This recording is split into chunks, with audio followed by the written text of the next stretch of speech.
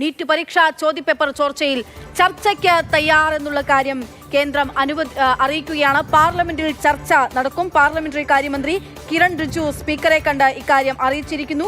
ഉച്ചയ്ക്ക് സഭ ചേരുമ്പോൾ തീരുമാനമുണ്ടായേക്കും. സഭ നിലവിൽ പിരിഞ്ഞിരിക്കുകയാണ്. ഇരു സഭകളും. സഭ പുനരാരംഭിക്കുന്ന സമയത്ത് ഇതിൽ തീരുമാനമുണ്ടാകും എന്നുള്ള വിവരമാണ് നമുക്ക് മുൻപിലേക്ക് വരുന്നത്.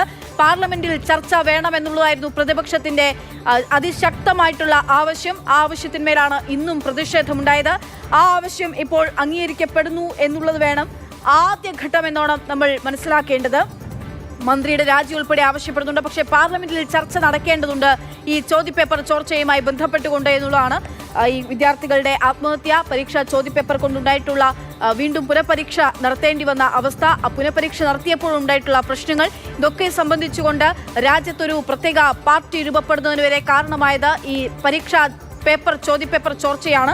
അത് പിന്നീട് പാർട്ടികൾ ഇന്നലെ കോൺഗ്രസ് ഉൾപ്പെടെ പൂർണ്ണമായും ആ സമരം ഏറ്റെടുക്കുന്ന കാഴ്ച നമ്മൾ കണ്ടു. പാർലമെന്റിൽ ചർച്ച നടത്തണമെന്നുള്ള ആവശ്യം അംഗീകരിക്കപ്പെടുന്നു. ചോദ്യപേപ്പർ ചോർച്ചയിൽ ചർച്ച നടക്കും ഇന്ത്യൻ പാർലമെന്റിൽ എന്നുള്ള വളരെ പ്രധാനപ്പെട്ട വാർത്തയുടെ വിശദാംശങ്ങളാണ് ഇപ്പോൾ നമുക്ക് മുൻപിലേക്ക് എത്തുന്നത്.